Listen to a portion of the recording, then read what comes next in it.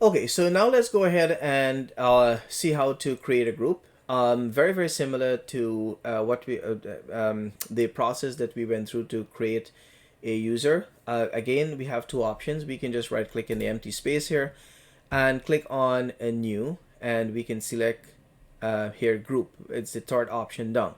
The other way that we can create it is just by going to the icon at the top here. Click on that, and if you move, if you hover your like mouse over the icon that's represented by like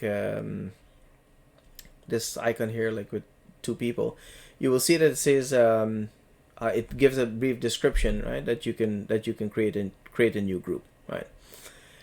Many objects that you actually want to create, for example, user or groups, or this here is an organizational unit, you can actually create right from these icons here. So let's go ahead and select the icon at the top there that says new group. So it asks for a group name. So what we want to do, I'm going to create a group, and I'm going to put Kevin in that group after creating the group. So I'm going to call this, I'm going to call the group name sales rep. Sales reps. Now notice that I have other than the name, I have the scope, the group scope, and the group type. So the group scope by default is global. So we want to leave it as that because we want this group to be available in all of our network, or the entire domain namespace. And the group type will be we have two options, either security or distribution. Now the difference is that with a security group, we can do a whole lot more. We can assign different things to a security group as opposed to a distribution group, right? So we can assign certain security to the group if the group type is a security group. With a distribution group, we have less of an option of assigning different like rights or security rights, security access to this group. Um, for example, if we're doing like a like a file share, and we have a sharing on our server, and we want to assign we want to give rights to the file share or to a printer share to this specific group, sales reps.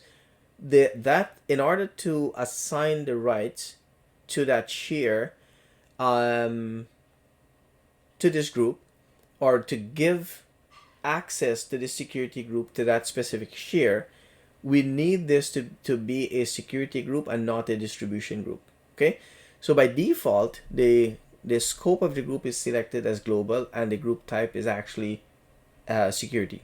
So we're gonna go ahead and click on OK, and that's the only information that we need to put in, really, just the group name, and that's about it. We can put a description as well. Here we can put a description, right? If we double click on if we forgot to put a description and we want to come here to add a description to basically give a description of what the purpose of this group, all right, we can just put something in here. So I'm just going to call it all sales reps. So regardless of where my sales reps are, they can be in different geographic location, or working in different locations. I can just say that, okay, these are all my sales reps. So regardless of where that sales rep is located, I want that I want him to become a member of this master group. So I'm gonna click on apply and OK, and you see that the description appears there. Now, how do we add members into this group? There are two ways that we can actually accomplish that. One is to double click on the group, and here we see our attributes, and we can go to members, and then we can add a member into this group. So in this case, we want to add Kevin. We want to make Kevin a member of this group.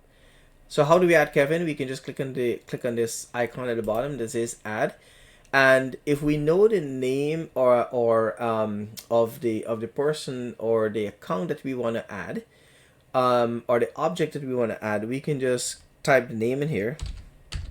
In our case, we have only one user, and that user is Kevin. So we can just type the name, and we can enter we can say check name. Once the name has been identified and valid, it will underline the name like that and put the name and log on info of that user, and then we can click on OK. And now we see that that Kevin is now a member of that group. Now let's assume that we have in our company many sales rep. We can add all the sales rep into this one large group, or into this master group. And as I was explaining before, the purpose of a group is it makes administrative tasks easy in terms of if you have a set of rights and privileges or restrictions that you want to apply to a number of users, instead of doing it one by one or individually, you can apply all those changes or all those settings and apply it to the group.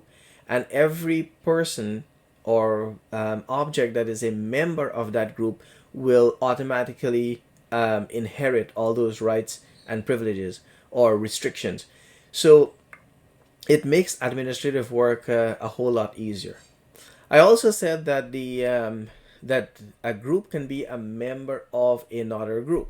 Okay, and we're gonna go ahead and create another group, perhaps a sales group or something, and we're gonna make we can make this group a member of another group. And if you want to do that, you will normally click on this tab that says member of, and here's where we can add this group to become a member of another group. So what that means is that if there's another group, a separate group with different rights and access, and we want all the members in this group to inherit all the rights and access that has been assigned to another group, we just make this group a member of another group in order for all those rights and access to be given to all the members in the group that we are working with. Now we're not going to do that in this lab here. When I'm going to create another group in another session, and we're gonna add this as a sales group here. But for now, for this session, for this lab, all I want to do is to create this one group and show you how to add users or objects to make them members of this of a group. And of course, we can add more members if we need to, but we don't have additional accounts. But in your own time, in your own practice, you can go ahead and create additional users, additional groups, and just add the users to different groups. Just click on apply there, and when you're done adding your members, and click on OK. In order to verify that the user is a member of that group, now we can go ahead and double click on this account that we added, Kevin. And if you click on member of, now you can see that Kevin is now a member of the domain users and the sales rep group. So before we added this user, that user was only a member of the domain users. Now that we added the user to a new group, we see that the listing of the groups that user is a member of is now listed under member of.